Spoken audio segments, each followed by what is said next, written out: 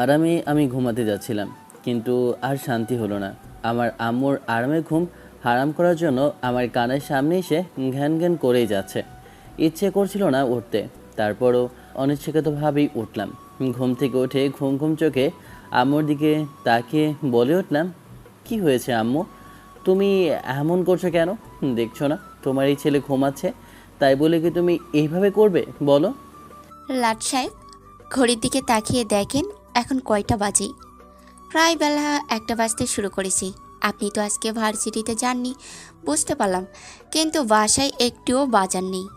আপনি গিয়ে যদি বাজার করে আসতেন তাহলে আমি উদ্ধার হতাম। আরে আম্মু, বাসায় বাজার করতে গেলে যত সব বিপদ আমার উপরেই পড়ে। তুমি বলো বাজারের টাকা নাকি আমি মেরে দেই। একটু ভাব মেরেই কথাটা বললাম। আসলে বাজারের টাকা তো বেশিরভাগই আমার পকেটে ঢোকে। যা সত্যি কথা তাই তো বললাম, এখানে মিথ্যার কি আছে? তুই তো বাজারে টাকা মারিস। আচ্ছা বাদ দে, এত কথা তোর সাথে বলতে পারবো না। তুই কি যাবি নাকি আমি ওই রহিমকে পাঠাবো?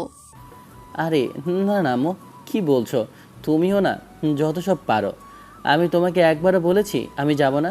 আরে এই তো সুযোগ। এখন যদি আমি কিছু টাকা মারি তাহলে কি আমরা সবাই মিলে একটু পার্টি করতে পারবো। আজকে আরও প্ল্যান ছিল, আমরা সবাই মিলে বারবিকিউ করব। মনের মধ্যে যদি শয়তান থাকে সবগুলো ফেলে দে। এখন আর এসব কিছু চিন্তা করিস না। না চিন্তা করে সোজা বাজারে যা। আমি বেশ বুঝতে পারছি টাকা মারার ধান্দা, তাই তো? না আম্মু, না। তুমি এটা আমাকে বলতে পারলে? আমি বিশ্বাস করি না আম্মু। আমি তোমার টাকা মারবো? তুমি আমার মা, আর আমি তোমার ছেলে। আমি তোমার টাকা কি করে মারতে পারি বলো? তোমার টাকা মানে আমার টাকা, আর আমার টাকা মানে আমার টাকা। কথাটা বলতেই আম্মু রেগে বলে ওঠে, তাই না?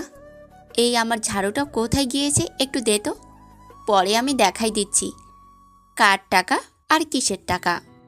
আম্মুর কাছ থেকে টাকার ব্যাগটা নিয়ে দৌড়ে আমি বাসা থেকে বের হয়ে গেলাম।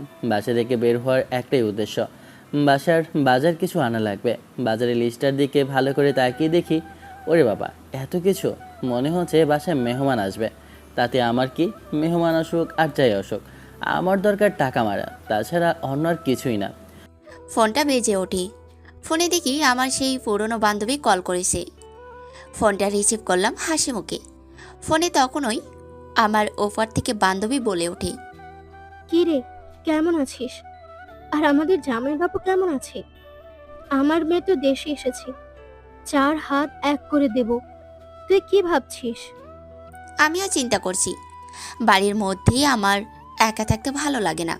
আর বিয়েটা দিয়ে দিলে তোর মেয়েটা আসলে আমার একটু ভালো লাগবে। এত বড় বাসায় একা থাকতে ইচ্ছে করে না আর। আমার তো খুব কষ্ট হয় বল। আমি যদি মেয়েটাকে তোর কাছে পাঠিয়ে দিই, এতদিন পর মেয়েটা অস্ট্রেলিয়া থেকে আমার বাসায় আসছে, আর তোর বাড়িতে চলে যাবে, আমার কি কষ্ট লাগবে না?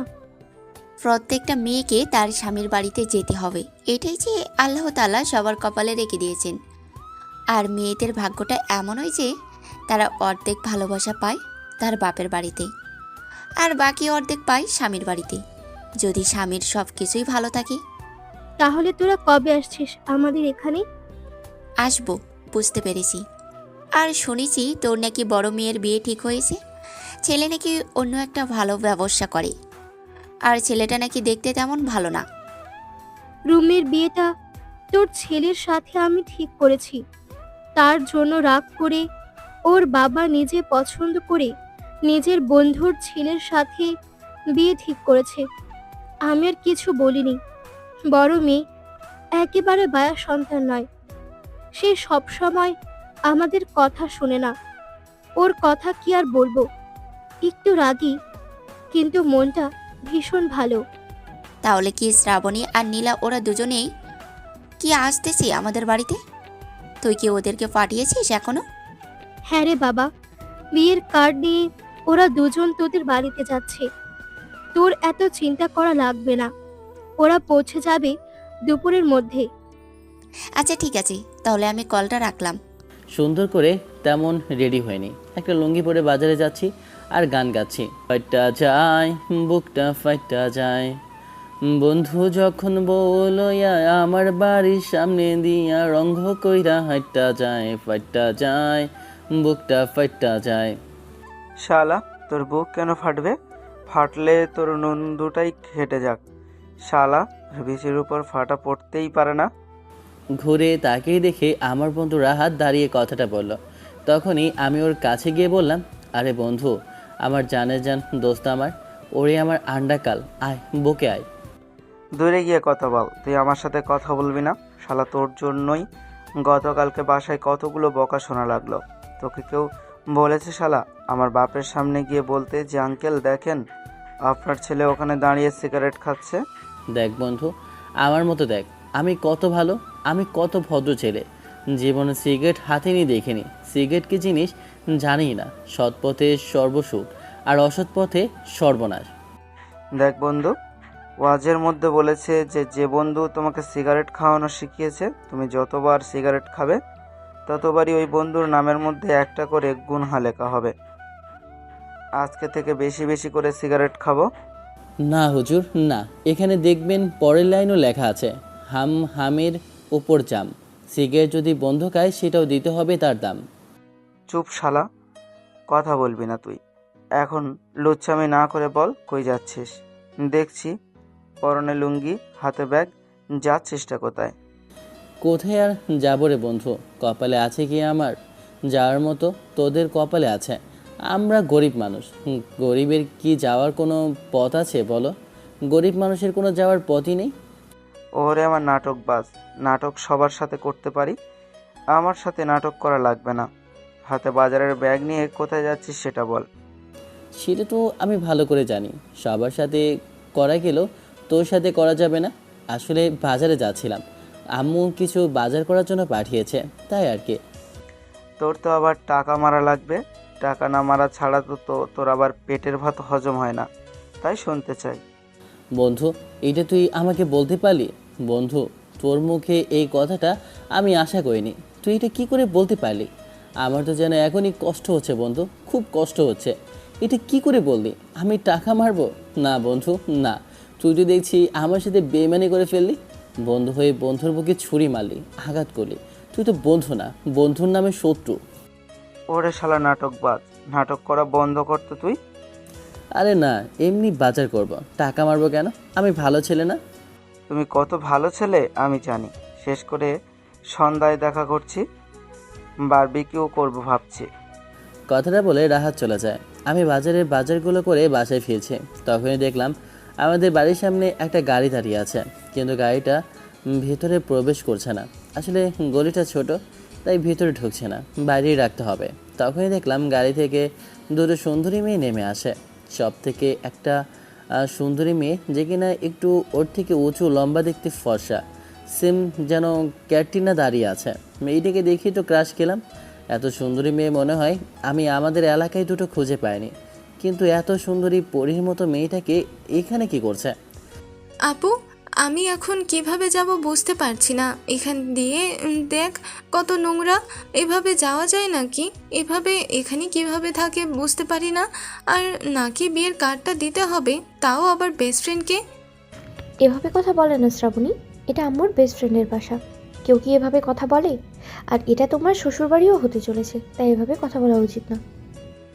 আপু, তোমার কি মনে হয় আমি এখানে বিয়ে করব?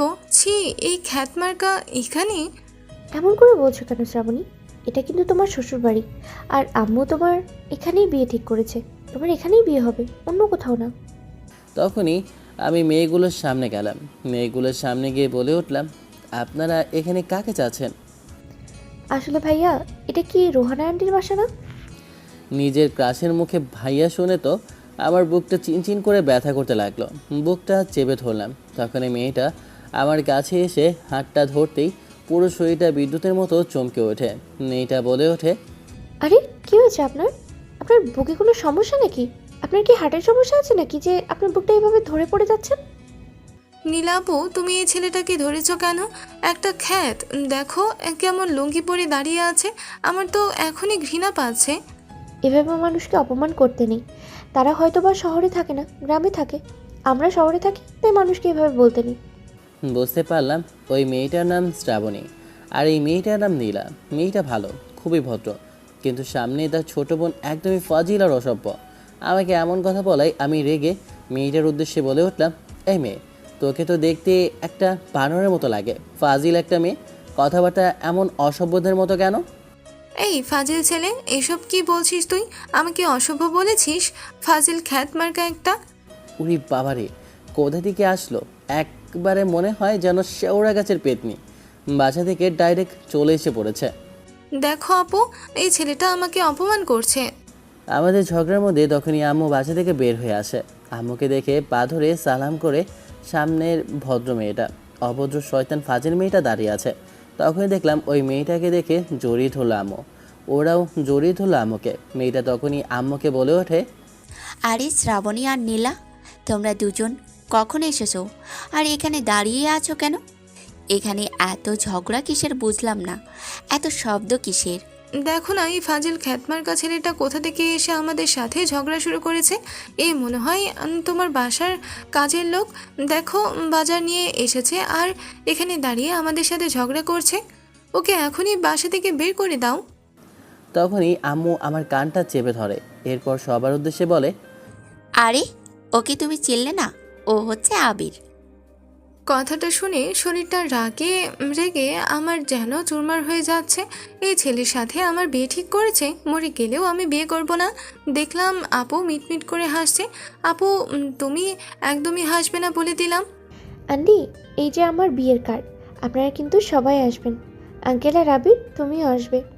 কথাটা শুনে এখন তো বিরহের গান গাইতে মন চাইল। আমার তো বিয়ে ঠিক হয়েছে শ্রাবণীর সাথে, এই ফাজিলটাকে কে বিয়ে করবে? ভাবলাম ওর বড় বোন আমার থেকে 3 বছরের সিনিয়র, তাতে কি হয়েছে, ওকে আমি পটিয়ে নিব। কিন্তু তার আগে দেখি বিয়ে হয়ে যাচ্ছে। কপালে না থাকলে কি, ঠকঠকালে হবে কি? আমাদের এখনই যেতে হবে কিন্তু, কারণ আমাদের এখন অনেক কাজ আছে। বললে তো হবে না, আমি তোমাদের জন্য রান্না করে রেখেছি, তোমরা খাওয়া দাওয়া করে বের হবে। আম্মুর জোড়াজুড়িতে তারা দুজনেই রয়ে গেল। আমি আম্মুকে বললাম, আম্মু, আমার বাইরে কাজ আছে। কথাটা বলে ব্যাগের জিনিসপত্রগুলো আম্মুর হাতে ধরিয়ে দিয়ে আমি চলে গেলাম আমার বন্ধুর সাথে আড্ডা দিতে। ফুরবাল, মনটাই খারাপ হয়ে গেল। মরে গেলেও ওই শ্রাবণী মেয়েটাকে আমি বিয়ে করব না। আমার বিয়ে ঠিক করেছে, তাতে আমার কি? আমি গিয়ে দেখি টমটম দোকানের সামনে বসে আছে আমার বন্ধু রাহাত। ওর কাছে যেতেই তখন আমাকে দেখে রাহাত বলে ওঠে, নীলা আর শ্রাবণী দুজনে খাওয়া দাওয়া শেষ করে কিছুক্ষণ বিশ্রাম নিয়ে চলে যাচ্ছি। আমি ওদেরকে থাকার জন্য অনেকবার অনুরোধ করলাম, কিন্তু মেয়ে দুটো রইল না, কারণ বাসায় নাকি অনেক কাজ আছে। তাই আর বেশি চাপ দিলাম না। আচ্ছা ঠিক আছে মা, সাবধানে যেও। আমরা আগামীকাল অবশ্যই তোমার বিয়েতে যাব। কি রে, তোর দেখে মন খারাপ? কিছু হয়েছে নাকি? বাসায় কি ঝগড়া করেছিস নাকি? আরে আমার বাসায় কখনো ঝগড়া হয়েছে নাকি? তেমন কিছুই না।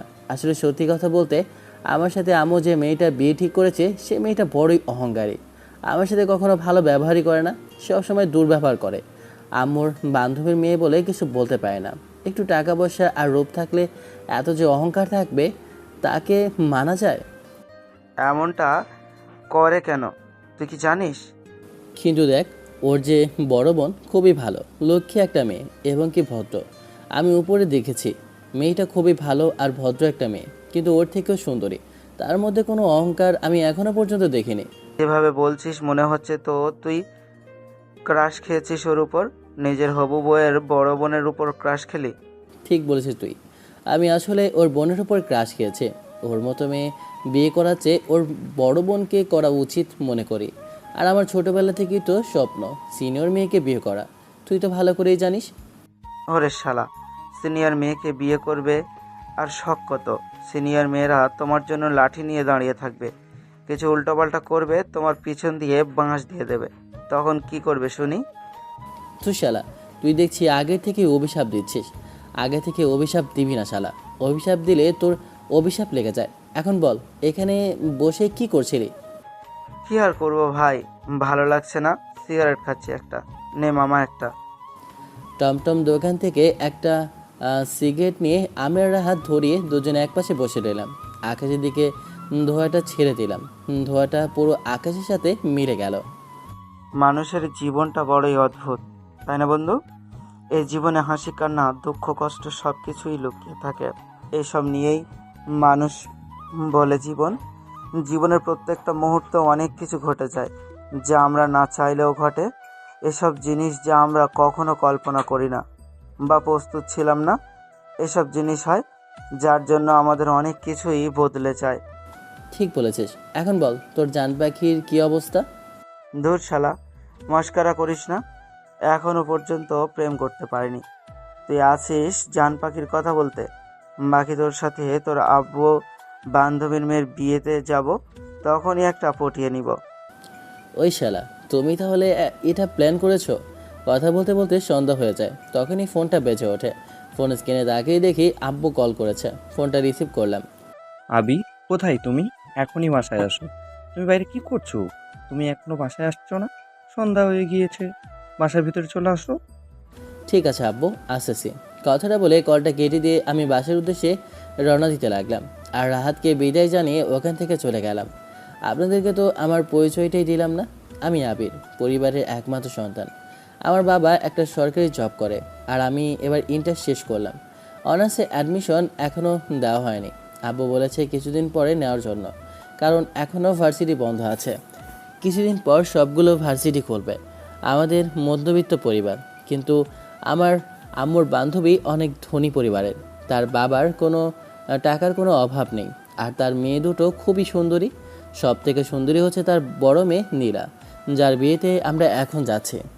যে আমার প্রথম ক্রাশ, আমার থেকে 5 বছরের সিনিয়র। কিন্তু শ্রাবণী, যে সে সুন্দরী কিন্তু এতটা না, নীলার ধারের কাছেও পড়ে না, কিন্তু সেও সুন্দরী। তবে তাকে আমার মোটেও ভালো লাগে না। তার ব্যবহার খুবই খারাপ। আপনাদের সাথে কথা বলতে বলতে বাসার সামনে চলে আসি।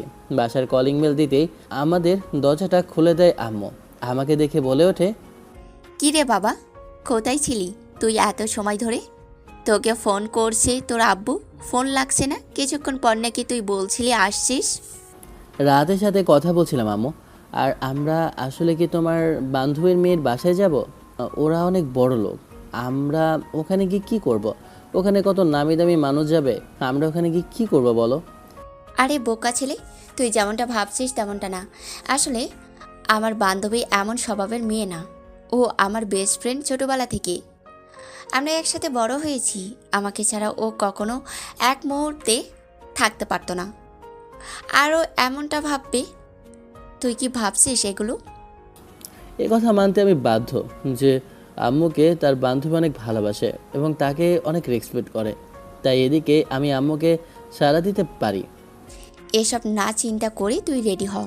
আমরা আগামীকাল সকালে বের হয়ে যাব, কারণ শহরে যেতে এখান থেকে প্রায় বিকাল হয়ে যাবে। তাই তাড়াতাড়ি আমাদেরকে যেতে হবে। তখনই পেছন থেকে আব্বু ডাক দিয়ে বলে ওঠে, সব কিছু নিয়ে একেবারে রেডি হয়ে নাও। আমি শহরের মধ্যে একটা ইউনিভার্সিটি দেখেছি। ওখানকার প্রিন্সিপাল আমার পুরনো দিনের বন্ধু। ওখানে তোমাকে অ্যাডমিশন করিয়ে দিব ভাবছি আমি। আমি আমার বান্ধবীর সাথে কথা বলেছি। ও বলেছে ওদের অফিসের সবগুলো দায়িত্ব এখন বর্তমানে তার বড় মেয়ে নীলাকে দিয়েছে। এখন এত বড় অফিসের দায়িত্ব সে নিয়েছে। তাই আমি ওর সাথে কথা বলেছি। আরে আম্মু, আমি পড়াশোনাটা আগে শেষ করি, তারপর না হয় এসব। তুমি কি ভাবছো? আর আব্বু বলেছে শহরে নাকি আমার জন্য ভার্সিটি একটা দেখেছে, কিন্তু আমি তোমাদেরকে ছাড়া কিভাবে শহরে থাকবো? আমি তোকে ভালো করে চিনি, তোর এত ঢং করা লাগবে না। তুই যে কেমন ঢং করছিস তা আমি বেশ বুঝতে পারছি। দেখো আম্মু, আমি তোমাকে ছাড়া থাকতে পারবো না।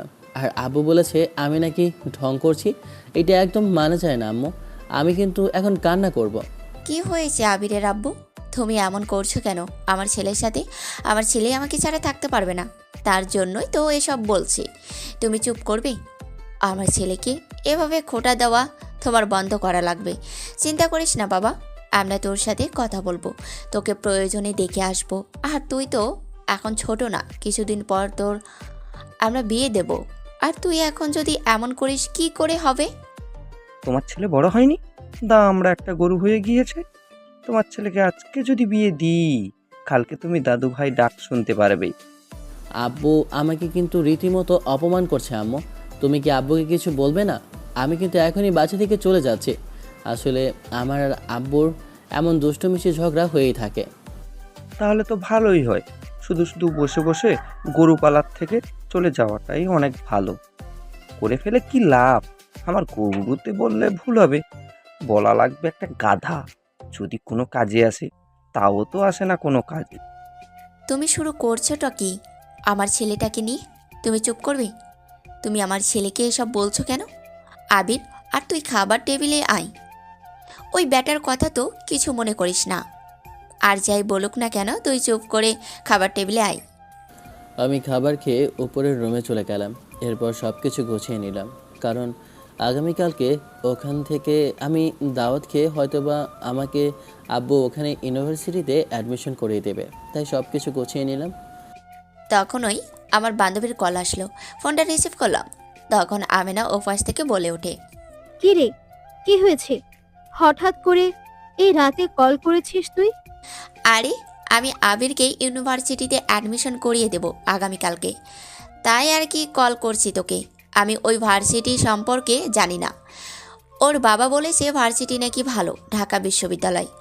তাই তোর কাছ থেকে জানার জন্য কল করেছিলাম। আবার এতটুকু শুনেছি এটা প্রাইভেট ইউনিভার্সিটি, আর ওখানে সভাপতি নাকি তোর হাজবেন্ড, মানে আমাদের দুলাভাই। তার জন্য তোকে কল করলাম। তাহলে তো ভালোই হয়। আমি ভাবছি আরও তোকে কথাটা বলবো, কিন্তু তোরা আবার আদরের ছেলে। তোরা আবার কি মনে হয় যে তুই তোদের এলাকায় অ্যাডমিশন করা শোকে, তাই আমি কিছু বলিনি। তাহলে তো এখানে ভালোই হবে। এখানে আসলে আমি ওর আব্বুকে বলে দেব যে ও সব কিছু যেন আগে থেকে প্রিন্সিপালকে বলে। আরে ওসব নিয়ে তো চিন্তা করা লাগবে না। ওর আব্বুর সাথে পুরনো দিনের সম্পর্ক আছে প্রিন্সিপালের। ওরা দুজন নাকি ছোটবেলার বন্ধু। তাই ওসব নিয়ে চিন্তা করা লাগবে না তোর। আমি ভাবছি ওকে হোস্টেলে রেখে দেব। কি বলছিস কি তুই? তোর ছেলেকে হোস্টেলে রাখবি? মানে, এটা কিন্তু আমার রাগ হচ্ছে এমন কথা বলার কারণে। সেটা কি করে বলতে পারলি? আমাদের জামাই, সে কিনা হোস্টেলে থাকবে? আরে, আমাদের বাসা থেকে ও আজকে থেকে পড়াশোনা করবে। আমাদের এত বড় বাড়ি, রুম এতগুলো, আর আমাদের জামাই কিনা হোস্টেলে থাকবে? এটা কি মানা যায়? আবির আবার থাকে কি না তার জন্য আমি কিছু বলছি না। ওকে যদি ওর আবার মন না টেকে তার জন্য, কারণ ও তো একটু অন্য স্বভাবের। তার জন্য আর কি আমি কিছু বললাম না। তোর ছেলে কি আমার ছেলে নয়? তুই এসব নিয়ে চিন্তা করিস না, সব কিছু ঠিক হবে। এসব নিয়ে ভাবিস না তুই। আমি ওকে বুঝিয়ে ওখান থেকে নিয়ে আসবো আমার বাসায়। তোর চিন্তা করা লাগবে না। ঘুমানোর জন্য প্রস্তুতি নিচ্ছিলাম, তখন ফোনটা বেজে ওঠে। দেখি রাহাত কল করেছে। ফোনটা রিসিভ করতেই রাহাত বলে ওঠে, কি রে, কি করছিস তুই? এই তো রাত্রিবেলা ঢ্যাং ঢ্যাং করে নাচতেছি হারামজাদা। সকালে যেতে হবে, তাই ঘুমিয়ে যাচ্ছি। তুইও ঘুমিয়ে পড়। কল করার সাথে সাথে যেন চলে আসিস, আমরা সবাই একসাথে বের হব। আচ্ছা ঠিক আছে, তাহলে আমিও ঘুমিয়ে পড়লাম। আমি সব কিছু রেডি রেখেছি। আচ্ছা ঠিক আছে। আর হ্যাঁ, আব্বু বলেছে আমাকে নাকি শহরে অ্যাডমিশন করে দেবে। তাই ভাবছি এখন তো আমি কি করব। এখানে তো আমাদের আর আড্ডা মারা হলো না। আর ভাবলাম যে কিছু টাকা মেরেছি, আমরা হয়তোবা সবাই মিলে বারবিকিউ করব। আরে চাপ নিস না, এখনো তো দেশে দেখছি, এরপরে বিদেশে দেখব। তুই ওখানে যা, আমি কিছুদিন পর নিজে ওই ইউনিভার্সিটিতে অ্যাডমিশন নেব, তুই যা। রাতের সাথে আর কিছু সময় কথা বলে কলটা কেটে দেই। সকালবেলা তখনই কেউ ডাকতে শুরু করলো, আবির, আবির, এখনো ঘুমিয়ে আছিস? ঘুম থেকে ওঠ, সকাল হয়ে বেলা হয়ে যাচ্ছে। তুই এখনো রেডি হোসনি, তাড়াতাড়ি চল, আমরা এখনই বের হব। রাত এসে তো সে কখন গাড়িতে বসে আছি, তাড়াতাড়ি রেডি হয়ে নেই। আম্মুর ডাকাডাকিতে ঘুমটা ভেঙে যায়। ঘড়ির দিকে তাকিয়ে দেখি বেলা 10টা বেজে গেছে। তাই ফ্রেশ হয়ে নাস্তা করে আমি রেডি হতে লাগলাম। প্রায় 11টার দিকে আমরা সবাই শহরের উদ্দেশ্যে রওনা দিলাম। গন্তব্য একটাই, আম্মুর বান্ধবীর বাসা। কিছু ঠিকঠাক করে নিয়েছে তো? কোনো কিছু ভুলে যাওনি তো? সমস্যা নেই, ঠিকভাবে গুছিয়ে নিয়েছি। আমি সামনে বসে আছি, আব্বু ড্রাইভ করছে। পেছনে আম্মু আর রাহাত বসে আছে। গাড়িটা নিজের আপন গতিতে যেতে লাগলো। আমি বাইরের প্রকৃতির দিকে তাকিয়ে রয়েছি। বাইরের বাতাসটা আমার মুখে পড়তে পুরো শরীরটা শীতল হয়ে যায়। চোখ বন্ধ করে দীর্ঘ একটা নিঃশ্বাস নিলাম। এরপর আকাশের দিকে তাকিয়ে রইলাম। প্রায় দীর্ঘ 5 ঘন্টা পর আমরা একটা অনেক বড় বাসার সামনে এসে পৌঁছালাম। বাসাটা অনেক সুন্দর করে সাজানো। দেখলাম অনেকেই বাসার ভিতরে প্রবেশ করছে, আবার আসা যাওয়া করছে। বাড়িটা দেখে মনে হচ্ছে খুবই রাজকীয় বাসা। অবশ্য এই বাসাগুলো সবসময় আমি টিভি সিনেমার মধ্যে দেখেছি, বাস্তবে না। এত ধনী পরিবারের বান্ধবী হবে আমার মায়ের, আমি ভাবতেও পারিনি। তখনই দেখলাম যে অনেকে বের হয়ে কে কী জানি বলছে। তার মধ্যে থেকে একজন বৃদ্ধ লোক আর একজন বৃদ্ধ মহিলা আম্মুর বয়সী বসে কী জানি ভাবছে আর চিন্তা করছে। আমরা সবাই গাড়ি থেকে নামলাম। আম্মু গাড়ি থেকে নামতেই সবার ভিড়ের মাঝখান থেকে একজন বৃদ্ধ মহিলা আম্মুকে দেখে জড়িয়ে ধরে কান্না করতে লাগলো আর বলে ওঠে, আমার সব কিছু শেষ হয়ে যাচ্ছে। কি করব আমি কিচ্ছু বুঝতে পারছি না। আমেনা, তুই কান্না করছিস কেন? তুই আমাকে খুলে বল, হয়েছেটা কি? এভাবে কান্না করছিস কেন? সবাই এভাবে জড়ো হয়ে রয়েছে কেন? দেখছি একজন এক এক কথা বলছে, এসবের মানে কি? তোকে আমি সব খুলে বলছি। কাজের লোকেরা আমাকে আর রাহাতকে একটা রুমে নিয়ে যায়। আব্বু দেখলাম একজন বৃদ্ধ লোকের সাথে কথা বলছে। এটা মনে হয় আম্মুর বান্ধবীর হাজবেন্ড। কি হয়েছে কিছুই তো বুঝলাম না। বিয়ে বাড়িতে হাসি খুশি থাকবে, তাহলে কান্নার সুর কেন? তাদের মধ্যে বুঝলাম না। চিন্তার ছাপ ওদের কপালের মধ্যে স্পষ্ট বুঝতে পারলাম। আমরা দুজন একটা রুমে বসে আছি। তখন রাহাত বলে ওঠে, কিরে কি হয়েছে যে এত হাসি খুশি? ব্যাপারটা নিস্তব্ধ, কিন্তু দেখলাম অনেক সুন্দরী মেয়ে এসেছে বিয়েতে। তো শালা, আমি চিন্তা করছি যে কি হলোটা কি যে আমেনা আন্টি কান্না করছে। আমেনা আন্টি আম্মুর বেস্ট ফ্রেন্ড ছোটোবেলা থেকে। একসাথে তারা পড়াশোনা করেছে এবং কি একসাথে বড় হয়েছে। কিন্তু তাদের এমন বন্ধুত্বে এখানে কি এমন ঘটনা হলো তা আম্মুর কাছে বলছে জড়িয়ে ধরে। সেটা আমি নিজেও তো বুঝতে পারছি না। আচ্ছা বাদ দে, যা হবার হয়ে গিয়েছে। এসব আমাদের জেনে লাভ কি? আমরা রাতে বিয়ে খেতে এসেছি। শালা, এমন খাওয়া খাওয়াবো যে বাপের নাম ভুলে যাবে। আমিও খুব টেনশনে আছি যে হলোটা কি। মানুষের হঠাৎ করে আনন্দের সময় দুঃখের কারণ তো খুঁজে পাচ্ছি না, বসে এইসব চিন্তা করছি। আরে আপা, আপনি এভাবে কান্না করবেন না। কি হয়েছে আমাদেরকে তো বলবেন। না বললে কিভাবে বুঝবো? আর এখানে কত মানুষ দেখেন চেয়ে রয়েছে, অনেকে অনেক কথা বলছি, এসব কিছু বুঝছি না। বিষয়টা এমন না। এখন আমি কি করব কিছু বুঝতে পারছি না। এমন একটা কিছু ঘটনা ঘটে যাবে তা আমি ভাবতে পারিনি। ওর বাবা তো কোথায় মনে হয় জ্ঞান হারিয়ে বসে রয়েছে। এখন কিছু করার নেই। কি করব আমি? এই তুই চুপ করবি? ছোটবেলা থেকে তোর অভ্যাসটা গেল না। তোকে কখন থেকে বলে যাচ্ছি কি হয়েছে সেটা বল। আমার মেয়ের বিয়ে যে ছেলের সাথে ঠিক করা হয়েছিল, সেই ছেলেটা পালিয়ে গিয়েছে অন্য মেয়েকে নিয়ে। কিন্তু এখন বিয়ে বাড়িতে আমার সব মেহমান, কত দেশের মানুষ, শহরের সব থেকে নামি দামি মানুষের সামনে এখন আমি কি করব? মেয়ের বিয়ে যদি ভেঙে যায়, তাহলে এই মেয়ে নিয়ে আমি কি করব? আমি কি করব কিছু বুঝে উঠতে পারছি না। এখন মনে হচ্ছে এই মেয়ের এখন গলায় দড়ি দেয়া ছাড়া আর কোনো উপায় নেই। কারণ আমাদের মান সম্মান যদি একবার নষ্ট হয়, তাহলে কি করব? বেশি কথা বলবি, একদম একটা থাপ্পড় মারবো। তুই একটু বেশি চিন্তা করিস। তুই চিন্তা করিস কেন? আমার ছেলে আছে না? আমার ছেলের সাথে তোর বড় মেয়ের বিয়ে দেব। তুই এসব নিয়ে চিন্তা করিস না। কিন্তু আমার মেয়ে যে তোর ছেলে থেকে 5 বছরের বড়। ছেলে কি রাজি হবে? এমনি তো ওর সাথে শ্রাবণের বিয়ে ঠিক করেছি। এখন যদি বড় মেয়ের বিয়ে দিই, ও কি রাজি হবে? তুই এসব নিয়ে চিন্তা করিস কেন? রাজি করানোর দায়িত্ব আমার। ও রাজি হবে। ও কখনো আমার কথা ফেলবে না। তুই চিন্তা করিস না। তুই নিজ চিন্তে সব কিছু রেডি কর। আমি ওকে গিয়ে বলছি। আমি আর রাহাত দুজন গল্প করছি, তখনই আম্মু রুমে প্রবেশ করে।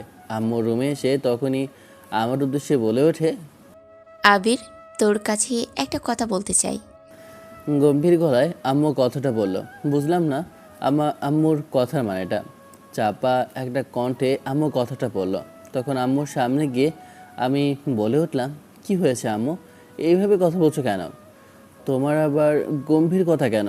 কোনো কিছু হয়েছে নাকি? আন্টির কোনো বিপদ হয়েছে? তুমি এইভাবে কথা বলছো? একরকম সেটাই বটে। এখন সব কিছু তোর উপর। তোকে এই কথাটা রাখতেই হবে বাবা। এটা যে আমার মুখের কথা, না হলে তোর আন্টির সামনে আমি মুখ দেখাতে পারবো না। কি হয়েছে সেটা তো বলবে, না বললে বুঝবো কী করে? আগে তো বলো হয়েছেটা কি? এই নে পাঞ্জাবি, শেরওয়ানি এগুলো পরে নি।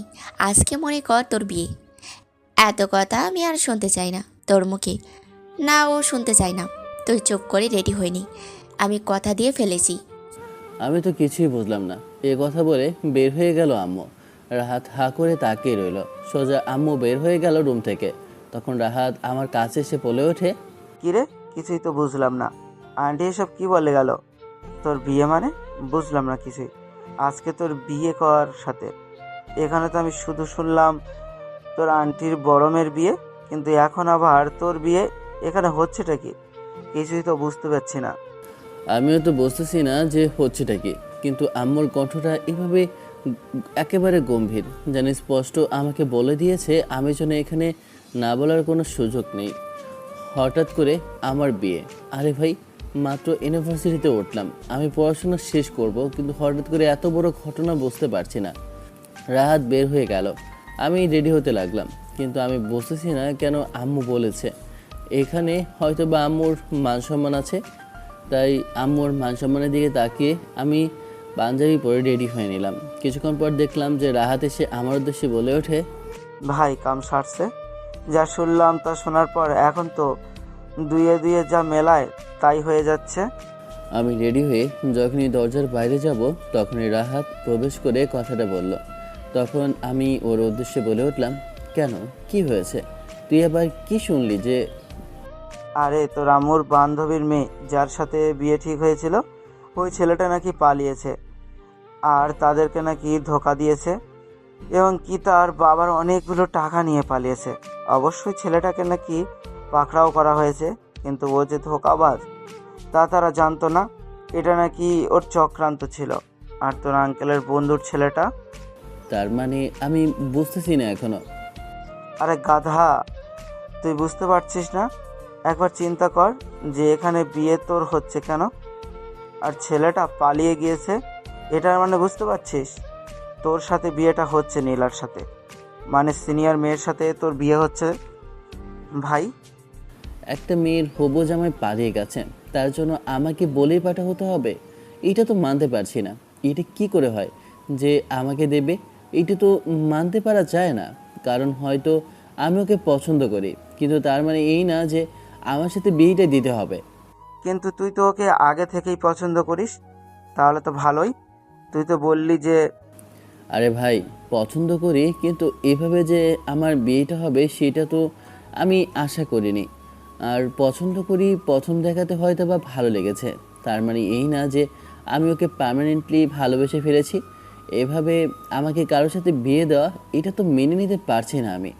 আমার কথার মাঝে তখনই দেখলাম যে অনেকগুলো লোক এসেছে। এসে আমার উদ্দেশ্যে বলে ওঠে, এখানে বর কোনটা? এখানে আবির নামের কে আছে? তাকে আমরা সাজাতে এসেছি। এই তো, এই হচ্ছে বর্তমান বর। আপনারা ওকে নিয়ে যান, রুমে গিয়ে সাজিয়ে নিয়ে আসেন।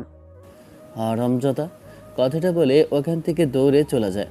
শালা, আমাকে ফাঁসিয়ে দিয়ে তুই পালাচ্ছিস? তোর একদিন কি আমার একদিন, তোকে আমি পরে দেখে নেব। কিছুক্ষণ পর ছেলেগুলো আমাকে একটা রুমে নিয়ে যায়। প্রায় 1 ঘন্টা আমাকে সুন্দর করে সাজিয়ে দেয়, নতুন করে আমার চুল কেটে দেয়, এরপর আমার সব কিছু পরিষ্কার করে দেয়, নতুন পাঞ্জাবি শেরওয়ানি পরিয়ে দিয়ে এরপর সাজুগুজু করিয়ে একদম যেন পাকিস্তানি নায়কদের মতো সাজিয়ে আমাকে নিচে নিয়ে স্টেজে বসিয়ে দেয়। বড়লোকদের বড় বড় বিষয়, এগুলো আমাদের মাথায় ঢুকবে না। বর্ষে যে ওই ছেলেটাই নিচে নামছে, আমি যেন ছেলেটাকে দেখে ক্রাশ খেলাম।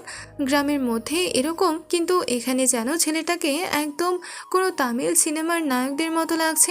আমি যেন ওর থেকে চোখ সরাতে পারছি না, কিন্তু এখন যেন আমার নিজেরই হিংসা হচ্ছে। তুই যেন আমার মান সম্মান বাঁচিয়েছিস। আজকে যদি তুই না থাকতি তাহলে কি যে হয়ে যেত আমি নিজেও জানি না। নিজের গলার কাটা হয়ে দাঁড়িয়েছে বিষয়টা। আমি বুঝতে পারিনি এমন কিছু ঘটে যাবে। তুই শুধু শুধু এসব ভাবছিস, এসব চিন্তা করিস না, দেখবি সব কিছু ঠিক হয়ে যাবে। আর তোর মেয়ে তো আমার ওই মেয়ে, যেহেতু ছোট মেয়ের সাথে বিয়ে হয়নি, বড় মেয়ের সাথে বিয়ে হয়েছে। বড় মেয়ে খুবই লক্ষ্মী, আমারও তো ওকে খুব পছন্দ। আমি কখনো ভাবিনি আল্লাহ তাআলা আমার এই কথাটা পূরণ করবেন। আমি সত্যি বলতে মনে মনে এটাই চেয়েছিলাম যে তোর বড় মেয়ে হোক আমার ঘরের পুত্রবধূ। আসলেই দোস্ত, তুই যেভাবে স্বাভাবিকভাবে সবকিছু নিতে পারলি আমি ভাবিনি। একমাত্র বন্ধু তুই আমার, আর তুই এসব বলছিস আর একটা কথা বললে চোখ দিয়ে পানি ফেললে কিন্তু লাথি মারবো। এখন তোর নিজের মেয়ের বিয়ে, তুই বরঞ্চ এখানে কাজ করবি, তা না করে তুই এখানে বসে কান্না করছিস। দেখতে দেখতে বিয়ের কাজটা সম্পন্ন হয়ে যায়। আমি বড়লোকদের বাসায় রয়ে গেলাম। বড় মেয়ের নাম নীরা, ছোট মেয়ে তো জানেন শ্রাবণী, তার সাথে বিয়ে ঠিক হয়েছিল, কিন্তু দুর্ভাগ্যবশত আমার সাথে তার বড় মেয়ের বিয়ে হয়ে যায়। এখন কি করব আমি? তাদের বাসা ছাদের উপর দাঁড়িয়ে আছে। অবশ্য শ্রাবণীকে আমার একদমই পছন্দ না, ও আমাকে সবসময় ছোট মনে করে। কিন্তু আজকে কেমন জানি না শ্রাবণী আমার দিকে তাকিয়ে রয়েছে, আর তার চোখে কেন জানি না করুণার মতো যেন চোখেও কিছুটা জল জমেছিল। আমার সাথে নীলার বিয়েটা হয়েছিল বলে বাসার ছাদে দেখলাম কিসে জানি না মিষ্টি ঘ্রাণ। পাশে ঘুরে তাকিয়ে দেখি যে অনেকগুলো ফুল গাছ। ফুল গাছগুলো সবগুলো আমার পছন্দের। গাছের মধ্যে গোলাপ, অন্য পাশে গাঁদা ফুল, ডানে যেন পুরো ছাদটা মোমো করছিল, ঘ্রাণে যেন পুরো ছাদটা মোমো করছিল। আকাশের চাঁদের আলোতে স্পষ্ট দেখা যাচ্ছিল সাদা বেলি ফুলের পাপড়িগুলো। আনমনে এসব ভাবছিলাম, তখনই পেছন থেকে দেখলাম রাহাত এসে বলে ওঠে, কিরে, ছাদে দাঁড়িয়ে আছিস আর আমি তোকে পুরো জায়গায় খুঁজে বেড়াচ্ছি। অবশ্যই এখানে কিছু চিনি না আমি। আমি ভাবছি আগামীকাল চলে যাব, আর একটা মেয়ে তো নাম্বার জোগাড় করেছি। আরে বন্ধু, খুব আফসোস হচ্ছে। ভেবেছিলাম দুই বন্ধু মিলে অনেকগুলো মেয়ে পটাবো আর নাম্বার দেব, বড়লোক মেয়েদের সাথে কথা বলবো আর ফিল করব। আমরা এখন বড়লোকদের মেয়েদের সাথে কথা বলছি। চুপ কর হারামজাদা, তুই কথাই বলবি না, তোর সাথে কোনো কথাই নেই। শালা এমনিতেই আছে মন ভালো নেই, তুই এসেছিস খোঁচা মারতে। তোর শালার খোঁচা মারা আমি ঘুচিয়ে দেব, একবারে লাথি মেরে এখান থেকে ফেলে দেব। না ভাই, এত সহজে মরার ইচ্ছা আমার নাই। তুই তো বিয়ে করেছিস, বাসরও করবি, বইয়ের ভালোবাসা পাবি, সিনিয়র বইয়ের ভালোবাসা ঠিকই পাবি। আমি কি পাবো ভাই? আমি কখনোই বিয়েটাই করি নাই। সাথ তো অনেক কিছুই আছে, বইয়ের মুখটা দেখবো, বাচ্চা কাচ্চা দেখবো। আমাদের কথার মাঝে তখনই দেখলাম পেছন থেকে আম্মু চলে আসে। আমাদের দুজনকে ধমক দিয়ে বলে ওঠে, আসলে আবির, তুই গাধা নাকি? নতুন জায়গায় এসেছিস, মেয়েটার সাথে তোর আগে কখনো তেমন কথা হয়নি, বা তুই ওর সাথে পরিচিত না। আম্মু কি বলছো? এখন তুমি বলছো আমি তার সাথে গিয়ে পরিচিত হব, তাকে জিজ্ঞেস করবো যে কেমন আছে, কি করছে, তার নাম কি? আরে এটা তাদের বাসা, আমার বাসা না। সে আমাকে জিজ্ঞেস করবে, আমি কেন তাকে জিজ্ঞেস করব? তুমিও না আম্মু? আরে গাধা, তুই বুঝতে পারছিস না? আজকে প্রত্যেকটা ছেলের এটা হচ্ছে সব থেকে আনন্দের দিন। এই দিনটার জন্য কত ছেলেমেয়েরা অপেক্ষা করে। আজকের দিন হচ্ছে বাসর রাত, আর তুই এখানে বসে আছিস। নিজের বইয়ের ঘরে যা, এটা তাদের বাসা তো কি হয়েছে, আজকে থেকে তুই এখানেই থাকবি। আর তোর অ্যাডমিশনটা হয়ে গিয়েছে, তুই এখন থেকে এখানে পড়াশোনাটা চালিয়ে যাবি। আমার অনেক শখ যে তড়িঘড়ি করে আমাকে বিয়েটা দিয়ে দিয়েছো, এরপর এখন বলছো আমি এখান থেকে পড়াশোনাটা করতাম। বলবো আমি কিছুই বুঝতে পারছি না, তুমি এসব কি শুরু করলে? আমি যা বলছি তোর ভালোর জন্যই, আর এটাই আমার শেষ কথা। আমি বেশি কিছু বলতে পারবো না তোকে, এটাই আমার একদম চূড়ান্ত সিদ্ধান্ত। আম্মু কথাটা বলে চলে যায়। আমি আর কি করব? আমি নিচে গিয়ে নীলার রুমের সামনে দাঁড়িয়ে রইলাম। বুকটা কেমন জানি না ধকধক করছে, কিন্তু ভিতরে প্রবেশ করার মতো সাহসটা পাচ্ছিলাম না। প্রায় দীর্ঘ 5 মিনিট পর সাহস জুগিয়ে আমি ভিতরে প্রবেশ করলাম। মেয়েটা সালাম দিতে আসতেই আমি মেয়েটার উদ্দেশ্যে বলে উঠলাম, সালাম করার প্রয়োজন নেই, আমি আপনাকে স্ত্রী হিসাবে মানতে পারবো না, তাই দয়া করে আপনি কখনো স্বামীর অধিকার ফলাতে আমার কাছে আসবেন না। কথাটা বলা মাত্র মেয়েটা ঘোমটা উঠিয়ে গলাটা চেপে ধরে রাগে সরে বলে ওঠে, তাহলে তুমি আমাকে বিয়ে করেছিলে কেন? আমি কি ইচ্ছাকৃতভাবে তোমাকে বিয়ে করেছি নাকি? আমার মা জোর করে আমাকে তোমার সাথে বিয়ে দিয়েছে। আমি এখনো ছোট মানুষ, আমি এগুলো কিছুই বুঝি না। আমার আম্মু তো আমাকে জোর করে তোমার সাথে বিয়েটা দিয়েছে। আমি তো বিয়ে করতে চাইনি। বিয়ে যেহেতু হয়ে গেছে তোমার সাথে আমার, আমি তোমার স্ত্রী, তাই তুমি সবসময় আমার কথা শুনবে। যদি আমার কথা না শোনো তাহলে কিন্তু একেবারে পা ভেঙে বাসার মধ্যে রেখে দেবো। কথাটা শোনা মাত্রই আমার যেন গলা শুকিয়ে আসতে লাগলো, যেন এখনই পানি পিপাসা শুরু হয়ে গিয়েছে। এমন ভয়ঙ্কর রূপ আমি আর দেখিনি। আমি ভেবেছিলাম ভদ্রতার পেছনে এত বড় একটা ভয়ঙ্কর রূপ লুকিয়ে আছে, তা তো আমি আগে খেয়াল করিনি। মাগো, তুমি তোমার ছেলেকে কোন নরকে ফেলে রেখেছো? আমার তো এখনই ভয় লাগছে। কি হলো, কি ভাবছো? আপনি আমার সাথে এরকম করছেন কেন? আমার খুব ভয় লাগছে। এটা দ্বিতীয়বার বলতে পারবে না। নিজের স্ত্রীকে কেউ আপনি করে বলে? তুমি আমাকে তুমি করে বলবে, এটাই আমার শেষ কথা। এর থেকে আর বেশি আমি বলতে পারবো না। হ্যাঁ, জীবনে আমার বাবা আমার গায়ে হাত তোলেনি, আর তুমি কিনা আমাকে মেরেছো। আমার এখন কষ্টে কান্না পাচ্ছে। আম্মু, আমাকে কার সাথে বিয়ে দিয়েছো? এমন একটা দজ্জালের সাথে আমাকে বিয়ে দিয়েছো যে কি বলবো। তখন মেয়েটা আবার বলে ওঠে, এই চুপ করবে, না হলে কিন্তু আরেকটা থাপ্পড় দেবো। তোমার বাবা মা তোমাকে শিক্ষা দিতে পারেনি, তাই আমি নিজেই শিক্ষা দিচ্ছি। বেশি কথা বললে কিন্তু 2-4টা থাপ্পড় আবারও গালের মধ্যে লেগে যাবে। আমি আর কিছু বললাম না, চুপ করে রইলাম।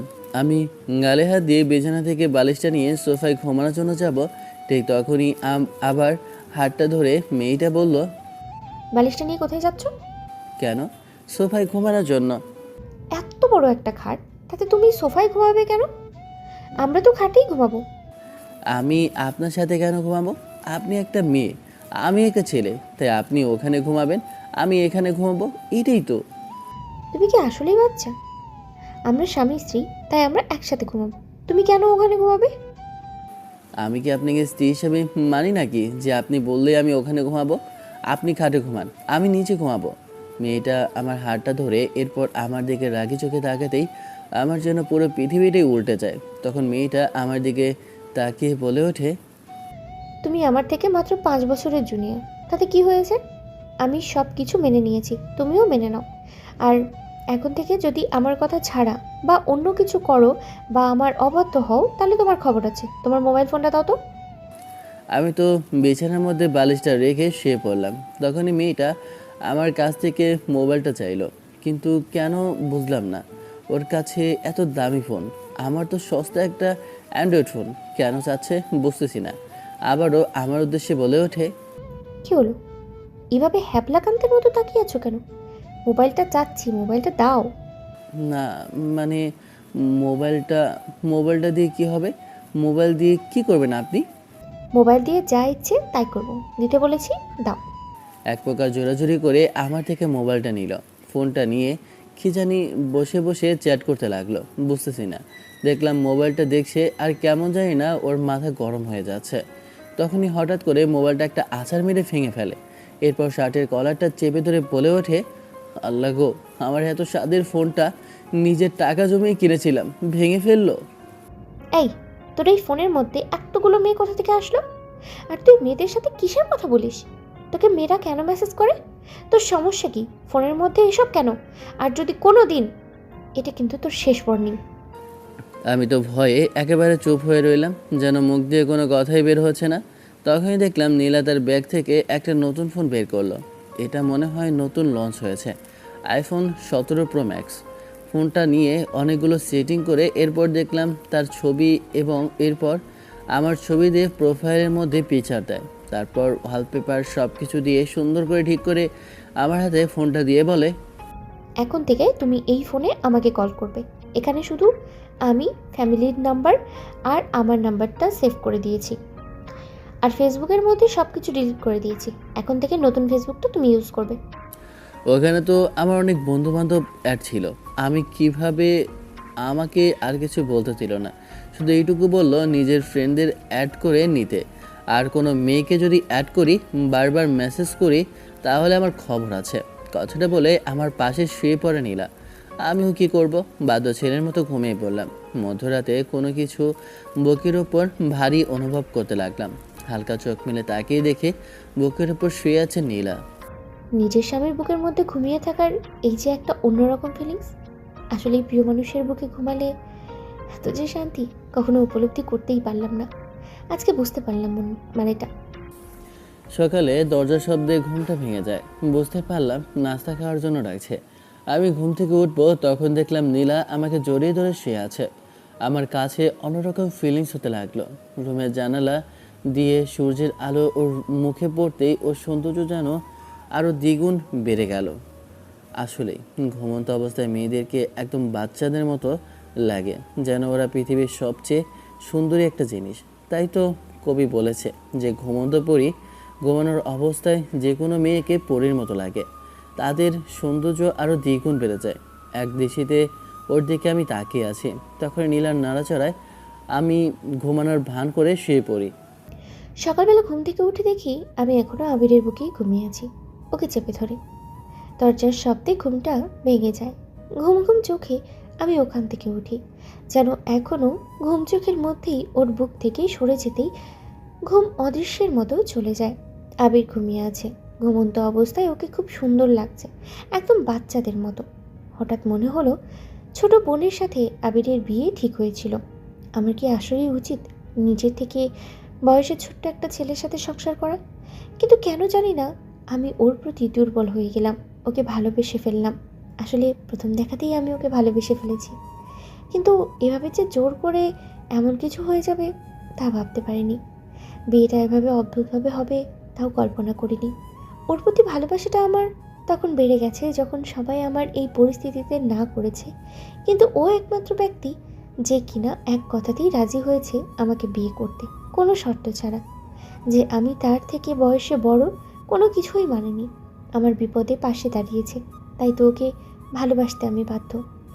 চোখ খুলে তাকিয়ে দেখি সামনে ড্রেসিং টেবিলের সামনে চুলগুলো খুলে কি জানি করছে। সামনে ভালো করে তাকিয়ে দেখি যে নীলা মেকআপ করছে। বাবারে, মেকআপের এত কিছু জিনিস দেখে হা করে তাকিয়ে রইলাম, যেন একটা পার্লার। তখনই আমি ঘুমানোর ভান ছেড়ে শুয়ে রইলাম। নীলা আমার সামনে আসলো। আমি হালকা তাকিয়ে দেখলাম আজকে অসম্ভব সুন্দর লাগছে বলে বোঝাতে পারবো না। তখনই নীলা আবার কাছে এসে বলে ওঠে, এই, ঘুম থেকে ওঠো তাড়াতাড়ি, তোমাকে নিচে যেতে বলেছে, নাস্তা বানিয়ে বসে আছে তোমার জন্য, তাড়াতাড়ি ফ্রেশ হয়ে নাও। নীলা কথাটা বলে নিচে চলে যায়। আমিও ঘুম থেকে উঠে ফ্রেশ হয়ে নিচে আসলাম। তখনই দেখলাম সবাই বসে আছে। আমি লজ্জায় মাথা নিচু করে বসলাম, কারণ আন্টি আঙ্কেল সবাই ওখানে বসে আছে। সাথে আব্বু আম্মু। সারাদিন শ্রাবণীকে দেখলাম না, ও কোথায় জানি চলে গিয়েছে। কিছুক্ষণ পর আসলো শ্রাবণী, ওরও মন খারাপ, কিন্তু জানি না তার কারণটা। আমি নাস্তা টেবিলে বসতেই আম্মু বলে ওঠে, আবির যে ইউনিভার্সিটিতে এখন পড়বে এখানে নাকি শ্রাবণীও পড়ে, তাহলে দুজনে যেতে পারবে একসাথে? সমস্যা নেই তো, যখন নীলা অফিসে যাবে তখন গাড়ি করে দিয়ে আসবে। আমি কিছু বললাম না, চুপ করে খেতে লাগলাম। তখনই শ্রাবণী গম্ভীর গলায় বলে ওঠে, না, প্রয়োজন নেই, আমি একা যেতে পারবো। আমার এখানে বাইক আছে, আমি বাইকে করে যাব। আর আমি নীলাপুর গাড়িতে যাব কেন? আমার নিজের বাইক আছে, নিজের গাড়ি আছে, সব কিছুই আছে। আমার ও গাড়িতে যাওয়ার প্রয়োজন নেই কোনো। ও নিজের জামাইকে নিয়ে যেতে পারে, আমাকে প্রয়োজন নেই। তাহলে আবির, তুমি সব সময় নীলার সাথে যাবে আর নীলা তোমাকে নিয়ে আসবে, দুজন একসাথে যাবে। তাহলে আমরাও চিন্তা মুক্ত হব, কারণ নীলা একা একা অফিসে যায় মাঝে মধ্যে, তাই আমার একা ওকে পাঠাতে কেমন জানি লাগে। তোমার ভার্সিটি আর ওর অফিস পাশাপাশি, তাই কোনো সমস্যা নেই। আমি কিছু বললাম না, চুপ করে রইলাম, কারণ আমি জানি কিছু বললে পরে আমাকে নীলা ধরে কেলাবে। তো কিছুই বলছি না ভয়ে। খাওয়া দাওয়া করে বিকেলে আব্বু আম্মু তারা সবাই চলে যায়। সকালবেলা নাকি রাহাত চলে গিয়েছে, তাই রাহাতকে আর দেখা হয়নি। এখন থেকে আমাকে এখানে থেকেই পড়াশোনা করতে হবে, আর এখান থেকে পড়াশোনা শেষ করে তারপর বাকি গেছো। রেডি হয়ে নিচে আসো, আমি দাঁড়ালাম। জামা কাপড় তেমন নেওয়া হয়নি, গতকালকে যেগুলো নিয়ে এসেছিলাম এগুলো পরে নিচে নামলাম। তখনই দেখলাম আমার দিকে তাকিয়ে আছে নীলা। তোমার জন্য শপিং করা লাগবে, ভার্সিটি শেষ হওয়ার পরে অপেক্ষা করো, আমি এসে তোমাকে শপিং মলে নিয়ে যাব। কেন? প্রয়োজন নেই। আম্মু আমাকে টাকা দিয়েছে, আমি নিজে নিতে পারবো। কথাটা বলতে রাগে চোখে আমার দিকে তাকিয়ে রইল নীলা। চুপ করে রইলাম, কিছু বললাম না। এরপর আমি নীলার সাথে গাড়িতে উঠে বসলাম। আমাকে সোজা একটা শপিং মলে নিয়ে যায়। এরপর এক গাদা জামা কাপড় নিয়ে ওকে কিছু জামা কাপড় ওখানের মধ্যে আমাকে পাঠিয়ে দেয়। এরপর আর সবগুলো ও গাড়িতে নিয়ে আমাকে ভার্সিটির সামনে নামিয়ে দিয়ে বলে ওঠে, ভার্সিটিতে যাচ্ছ পড়াশোনা করতে, কিন্তু হ্যাঁ, তোমাকে শেষ ওয়ার্নিং দিচ্ছি, যদি কোনো মেয়ের সাথে তোমাকে কথা বলতে দেখি বা কিছু করতে দেখি, তাহলে কিন্তু আমার থেকে খারাপ অন্য কেউ হবে না। এখানের মধ্যে আমি অনেককেই বলে দিয়েছি তোমার বিষয়, আর এটা মাথায় রাখবে, ভার্সিটিটা আমার, তাই এখানে সভাপতিও আমি, সব কিছু আমি হ্যান্ডেল করি। তাই মাথায় রাখবে, কখনো কিছু করলে, কারোর সাথে কথা বললে সব খবর কিন্তু আমার কানে আসবে। সব ধরনের কথাই হয়েছে। এই সিনিয়র মেয়েটার অত্যাচার আমার আর ভালো লাগছে না। কথাটা বলে নীলা চলে যায় ওখান থেকে অফিসের জন্য। আমিও ভার্সিটির ভিতরে প্রবেশ করলাম। ক্যাম্পাসের ভিতরে প্রবেশ করে বসে রইলাম। তখনই দেখলাম যে শ্রাবণী ভার্সিটির ভিতরে প্রবেশ করছে। ওকে দেখলাম মন খারাপ, ভার্সিটির ভিতরে প্রবেশ করলো। দেখলাম কয়েকটা ছেলে ওকে ডিস্টার্ব করছে। আমি সামনে গেলাম, সামনে গিয়ে দু চারটা থাপ্পড় দিতেই ছেলেগুলো পালিয়ে গেল। আসলে আমি এমনিতেই হালকাতে ভদ্র ছেলে মনে হলো তেমনটা না, মারামারিতে ওস্তাদ। আমি আর ওরা তো মাত্র শহরের একদম ফার্মের মুরগির মতো, ওরা ওখানে পড়ে থাকবে। ধন্যবাদ। আর আসলে সরি তোমার সাথে এমন দুর্ব্যবহারের জন্য। আমি তোমার সাথে যত খারাপ ব্যবহার করেছি তার জন্য তোমার কাছে আমি ক্ষমা চাচ্ছি। আমি বুঝতে পেরেছি আসলে মানুষকে এভাবে যাচাই করতে নেই। তুমি এভাবে বদলে যাবে ভাবতেই পারিনি। আর না, কোনো ব্যাপার না। আসলে আমি ওইভাবে চলাফেরা করি না, আর বাড়ির মধ্যে থাকি, তাই যেমন ইচ্ছা তেমনভাবে চলি। তার জন্য হয়তো বা তোমার মনে হয়েছে। কিছু বললাম না, চুপ করে রইলাম। তখন আমি কিছু না ভেবেই আবিরকে বলে উঠলাম, আচ্ছা তুমি কি সত্যি আমার আপুকে তোমার স্ত্রী হিসেবে মেনে নিয়েছো? বিয়েটা এক প্রকার জোর করেই হয়েছে, তাই আমি ওকে এখন স্ত্রী হিসাবে মেনে নিতে পারিনি। কারণ আমাদের দুজনের সম্পর্কে এখনো স্বামী স্ত্রী হলেও নিজেদের মধ্যে মেলেনি। সত্যি বলছো আবির? শ্রাবণের মুখের কোণে কেমন জানি না একটা হাসি চলে আসে। এরপর হাতটা আমার সামনে বাড়িয়ে দিয়ে বলে ওঠে, তাহলে আজকে থেকে আমরা দুজন বন্ধু। আমিও আমার হাতটা বাড়িয়ে দিলাম। এরপর দুজন একসাথে ক্লাসে গেলাম। ও নিজের ক্লাসে, আমি আমার ক্লাসে গেলাম। দুইটা ক্লাস শেষ করতেই তখনই শ্রাবণী ডাক দিল। আমি বের হলাম। তখন শ্রাবণী বলে ওঠে, চলো আমরা ঘুরতে যাই দুজনে। তুমি কি এখানে কিছুই চেনো না? আমাদের এখানে অনেক জায়গায় ঘোরার মতো আছে, তোমাকে নিয়ে যাই চলো। এরপর ভার্সিটি থেকে ক্লাস না করে আমি আর শ্রাবণী দুজনে ঘোরাঘুরি করতে লাগলাম। পুরো শহরটা আমরা দুজন ঘুরছি। শ্রাবণী হাসতে লাগলো আর আমরা গল্প করছি। এভাবে সারাদিন কেটে গেল। শ্রাবণীর কাছে কেমন জানি না ভালো লাগতে শুরু করলো আমাকে। আসলে ছেলেটা অন্যরকম একটা মানুষ, ওকে ভালোবাসতে বাধ্য, কারণ ছেলেটার কথাবার্তা এমন যে আকৃষ্ট করতে বাধ্য করবে। অফিসের মধ্যে মিটিং করছি, কিন্তু আমার কেমন জানি না মনের মধ্যে একটা হাহাকার আসতে শুরু করলো। আবার কেন জানি না শুধু বারবার মনে হচ্ছে আমার কোনো কিছু কেউ কেড়ে নিতে যাচ্ছে। এটা কেন মনে হচ্ছে জানি না। অফিসের মিটিংটা কোনো একরকমে শেষ করে যখন ঘড়ির দিকে তাকিয়ে দেখি, মনে হলো আবিরের এখন তো ছুটির সময়। এটা ভেবেই আমি গাড়িটা বের করে ভার্সিটির উদ্দেশ্যে রওনা দিয়ে কিছুক্ষণ পরেই ভার্সিটি পৌঁছে দেখি আবির নেই। কল করছি, ফোন ধরছে না। প্রায় কিছুক্ষণ পর দেখলাম শ্রাবণী আর আবির দুইজনে হাসাহাসি করে ভার্সিটির মধ্যে আসছে। এটা দেখার পর আমার কেমন জানি না মাথা গরম হয়ে যেতে লাগলো। কি করব কিছুই বুঝে উঠতে পারছি না। দুজন হাত ধরে আছে আর হাসাহাসি করছে। তখনই আমি আবিরের সামনে গেলাম, গালে ঠাস করে একটা থাপ্পড় বসিয়ে দিলাম। হঠাৎ করে সামনে পড়লো নীলা। আমাকে আর শ্রাবণীকে এভাবে হাসাহাসি করতে দেখে তখনই নীলা কেমন জানি না রেগে গেল আর আমার গালে একটা থাপ্পড় দিয়ে বলে ওঠে, তোমার জন্য কত সময় ধরে আমি এখানে অপেক্ষা করছি, তোমার কোনো ধারণা আছে? আর তোমাকে কতবার কল করেছি, তুমি একটা ফোনও রিসিভ করছো না। তুমি বাসায় যাবে না? এখানে তুমি কি করছো? আজকে তুমি ক্লাস করনি, কোথায় ছিলে? তোমাকে আমি দেখেছি। আপু ও তো আমার সাথেই ছিল, তোমরা দুজন ঘোরাঘুরি করেছি আমরা। শ্রাবণী, আমি তোর সাথে কথা বলছি না, আমরা স্বামী স্ত্রী কথা বলছি। মাঝখানে তুই কথা বলবি না আমার আর আবিরের মধ্যে। দুই বোনের মধ্যে হঠাৎ হলোটা কি? আমার জন্য তাদের আবার ঝগড়া শুরু হলো না তো? আর ওরা আবার আমার জন্য ঝগড়া করছে কেন কিছুই তো বুঝলাম না। আমার হাতটা ধরে নীলা আমাকে গাড়িতে নিয়ে যায়। আমি গাড়িতে উঠে বসি। এরপর নীলা গাড়িটা চালিয়ে যেতে লাগলো। শ্রাবণী, ছোটবেলা থেকেই তুমি আমার সব কিছু নিয়েছো। ছোটবেলা থেকে যা পছন্দ করতাম তা তুমি নিজেই নিয়ে নিয়েছো। শুধু নিজের ছোট বোন হিসেবে আমি তোমাকে সব কিছু দিয়েছি, কিন্তু আমি সব কিছু দিতে পারবো নিজের ভালোবাসাকে না। আবির আমার হাজব্যান্ড, আমি ওকে ভালোবেসে ফেলেছি, তাই আমি ওকে ছাড়া আর কাউকে নিয়ে ভাবতে পারি না। ও আমার ভালোবাসার মানুষ, সে আমার ভালোবাসার মানুষ, আমার ঘরের মানুষ। আমি তাকে তোমার হাতে তুলে দিতে পারবো না। গাড়িটা বাসার সামনে আসে।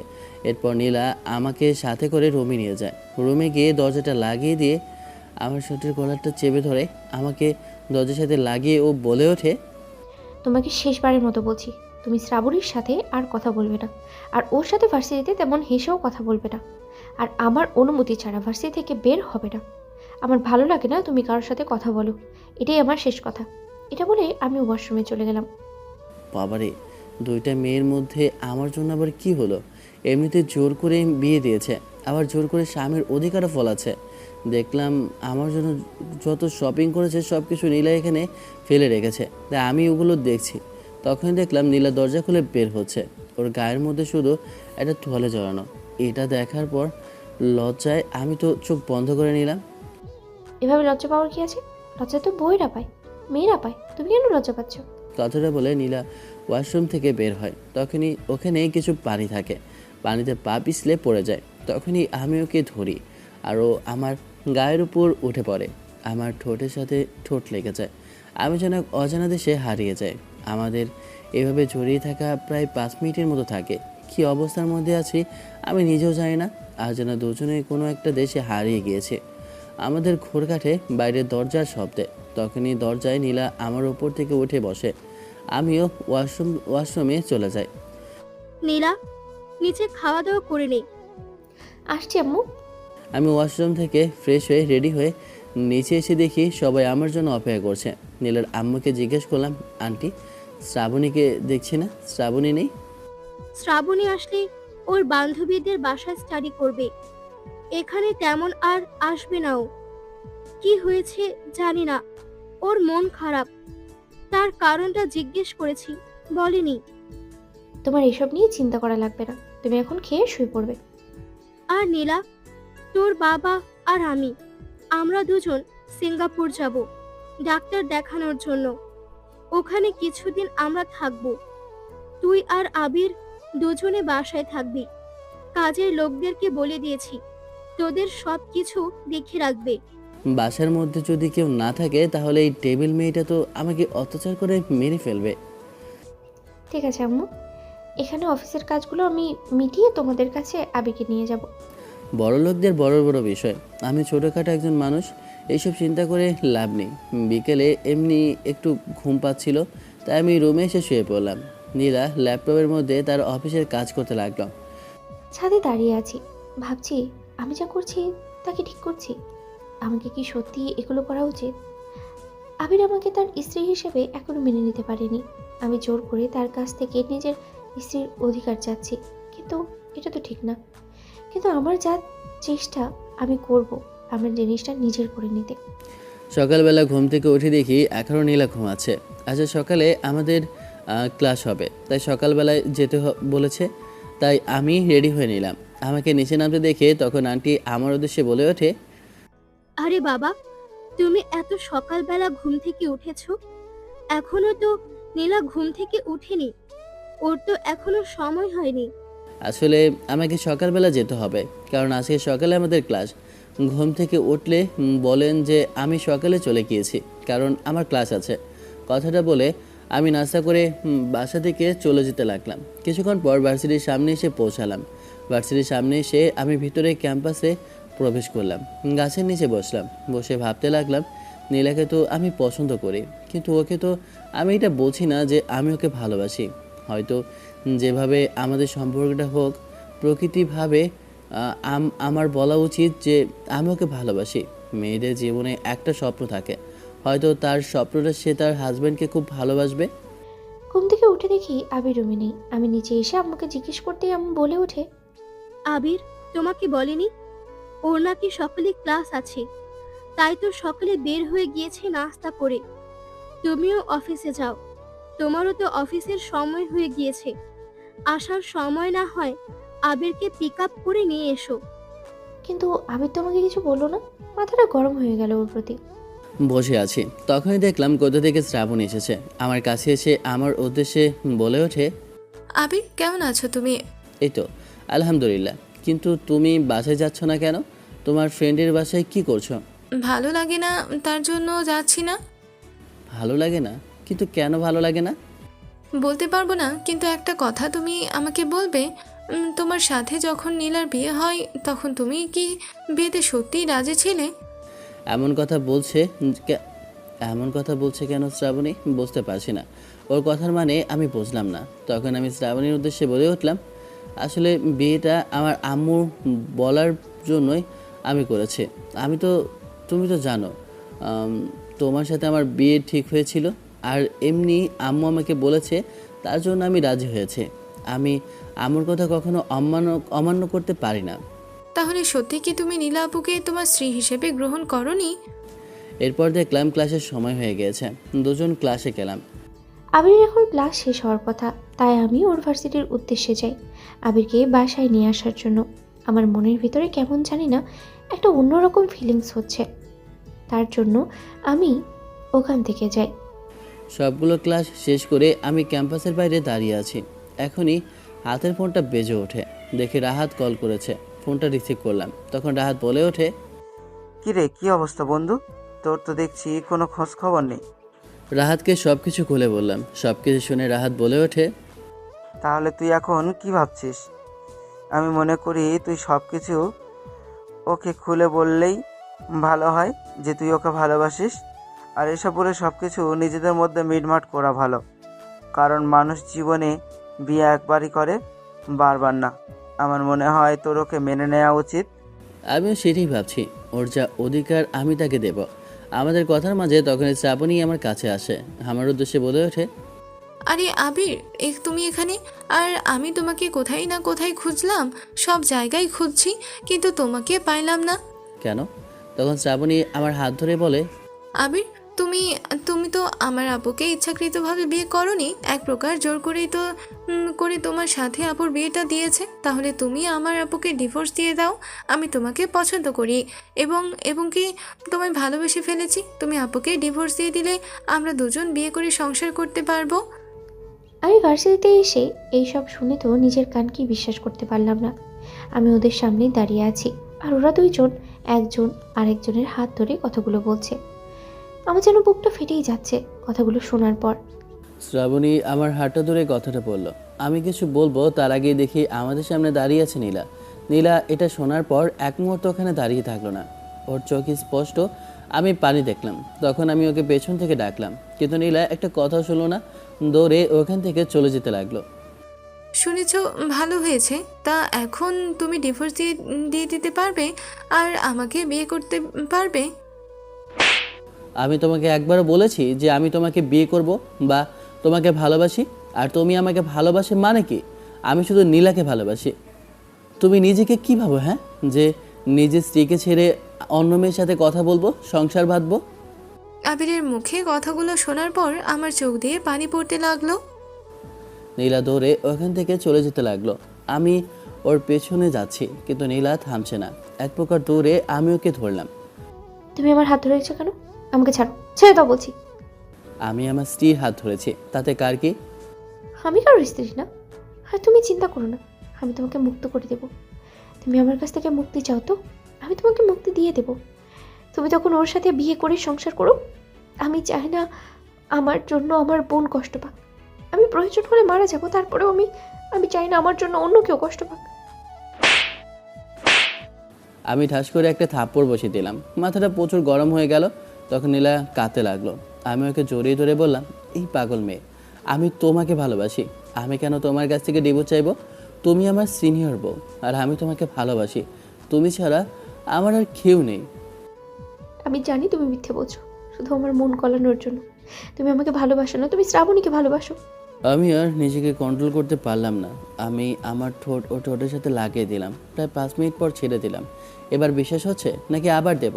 চারপাশে মানুষ তাকিয়ে রয়েছে আমাদের এমন দৃশ্য দেখে। তখন লজ্জায় নীলা মাথা নিচু করে ফেললো। এরপর বলে উঠলো, এসব কি করছো? মানুষ দেখছে তো। মানুষ দেখুক, তাতে আমার কি? আমি আমার স্ত্রীকে ভালোবাসি, আর আমি তাকে যা ইচ্ছা করব। তাহলে তুমি যে বললে তুমি আমাকে তোমার স্ত্রী হিসেবে মানোনি, তুমি আমাকে কখনো স্বীকৃতি দিবে না, তুমি আমাকে ভালোবাসো না, শুধু বোঝা হিসেবে দেখো। তাই আমি তোমার বোঝা হিসেবে থাকতে চাই না। এই পাগলি, কে বলেছে এসব তোমাকে? তুমি আমার প্রথম ভালোবাসা। আমি জীবনে বিয়ে একটাই করব, আর আমি আমার প্রথম স্ত্রীকেই ভালোবাসবো। আর সেই মানুষটা এখন তুমি, যে আমার প্রথম স্ত্রী, আর আমি তোমাকে ভালোবাসি। সত্যি বলছো তুমি? আমি সত্যিই তোমাকে ভালোবাসি। সত্যি তো? হুম। তখনই দেখে নীলা জ্ঞান হারিয়ে ফেলে। এরপর নীলাকে আমি ধরাধরি করে বাসায় নিয়ে যাই। এরপর ওর মা বলে ওঠে, কি হয়েছে নীলার? ও অজ্ঞান হলো কি করে বাবা? হঠাৎ করে আসার সময় জ্ঞান হারিয়ে ফেলেছে। আমি তো বুঝতে পারছি না তার কারণটা। মেয়েটা সারাদিন কিছু খায়নি হয়তো। তখনই দেখলাম কিছুক্ষণ পর ডাক্তার আসে। ডাক্তার এসে বলে না খাওয়ার জন্য জ্ঞান হারিয়ে ফেলেছে। প্রায় কিছুক্ষণ পর নীলার জ্ঞান আসে। নীলার জ্ঞান আসার পর আমি ওর উদ্দেশ্যে বলে উঠলাম, তুমি আজকে সারাদিন কিছু খাওনি কেন? আমি আজকে সারা দিন কেন জানি না একটু টেনশনে ছিলাম। জানি না মনের ভিতরটা কেন জানি না হাহাকার করছিল, শুধু বারবার কিসের জানি কষ্ট হচ্ছিল। আমার মনে হয়েছিল আমি কিছু হারাতে যাচ্ছি। আমি জানি আমি তোমাকে কষ্ট দিয়ে ফেলেছি। আমি নীলার হাতটা শক্ত করে জড়িয়ে ধরে বললাম, কথা দিচ্ছি তোমাকে আর কখনো কষ্ট পেতে দেব না। আমি আমার ভালোবাসা দিয়ে তোমাকে সারা জীবন ভরিয়ে রাখবো। সত্যি তুমি আমাকে মেনে নেবে? কারণ আমি তো তোমার থেকে সিনিয়র। তাতে কি হয়েছে? আমি আমার সিনিয়র বউকেই ভালোবাসবো সারা জীবন। সত্যি বলছো তো? তুমি আমাকে এভাবে সারা জীবন ভালোবাসবে? এভাবে তোমার এই বুকে আমাকে আগলে ধরে রাখবে? সত্যি বলছি, তোমার হাতটা ধরে বলছি, সারাটা জীবন তোমাকে আমি এভাবে জড়িয়ে ধরে থাকবো। তখন নীলা আমার বুকে মাথা রাখলো। এরপর আমি খাবার নিয়ে আসলাম আর নিজের হাতে খাইয়ে দিলাম। নীলাও বাচ্চাদের মতো আমার হাতে খেয়ে নিল। ওই, ওখানে বালিশ রাখছো কেন? আমি তোমার বুকে ঘুমাবো, এখানে বালিশ রেখো না, ফেলে দাও ওটা। নীলা বাচ্চাদের মতো আমার বুকে এসে ঘুমাতে লাগলো। আমিও আদর করে নীলার চুলগুলো কানে গুঁজে দিলাম। এটা যেন একটা অন্যরকম ফিলিংস। তখন আমি নীলার উদ্দেশ্যে বলে উঠলাম, ওই আমার না বাসরাত করতে মন চায়, কিন্তু কিভাবে করে আমি তো জানি না। এই শয়তান ছেলে, তুমি না পিচ্ছি? পিচ্ছি ছেলের এত শখ কেন? বাপ রে বাপ, আমার কি একটু শখ থাকতে পারে না? আমার তো ইচ্ছে করে, তার জন্যই তো বলছি। আহারে, আমার পিচ্ছি জামাইটার কত শখ, তাই না? আচ্ছা সমস্যা নেই, তোমার এই শখ আমি পূরণ করে দেব। তাই? কিন্তু কিভাবে শুনি? সেটা না হয় পরেই দেখা যাবে, কিন্তু আমার না একটা ইচ্ছে আছে। তোমার আবার কি ইচ্ছা? আমার একটা বেবি চাই, তুমি আমাকে একটা বেবি দাও। বেবি? বেবি আবার কোথায় পাবো সেটা তো আমি জানি না। আচ্ছা ঠিক আছে, খুঁজে দেখবো। এই শয়তান ছেলে, বেবি খুঁজলে পাওয়া যায় নাকি? তাহলে কি করলে পাওয়া যায়? আমি তো জানি না, বলো, আমি সেটাই করব। তুমি কিছুই জানো না, একেবারে কচি খোকা, তাই না? সত্যি বলছি, আমি কিছুই জানি না, তুমি আমাকে শিখিয়ে দাও। তাই তাহলে আমি আমার পিচ্ছি জামাইটাকে শিখিয়ে দিই। এই, তুমি এইভাবে আমার দিকে আসছো কেন? আমি কিন্তু একটা বাচ্চা ছেলে। তুমি এইভাবে একটা বাচ্চা ছেলের উপর অত্যাচার করতে পারো না। তোমায় কিন্তু পুলিশে নিয়ে যাবে। তুমি বাচ্চা ছেলে? কয়দিন পর নিজেরই একটা বাচ্চার বাবা হবে, আর নিজেকে এখন বাচ্চা বলে চালিয়ে দিচ্ছে। তাই না তো কি? হ্যাঁ, আমি তো বাচ্চাই, আমি কিছু জানি নাকি? ও তাই নাকি? তাহলে এই বাচ্চাটাকে আগে জানাতে হবে, তারপর। কথাটা বলে নীলা আমার উপর ছুটে যায়। এরপর দুজনের মধ্যে চুমুল একটা যুদ্ধ হয়। আমার সিনিয়র বউ ভালোবাসা আমাকে দিতে লাগলো। আমাদের জন্য দোয়া করবেন যেন আমরা একটা বেবি নিতে পারি। গল্পটা এখানেই শেষ করলাম। কেমন হয়েছে অবশ্যই কমেন্ট করে জানাবেন। ভালো থাকবেন, সুস্থ থাকবেন। আল্লাহ হাফেজ, বাই বাই।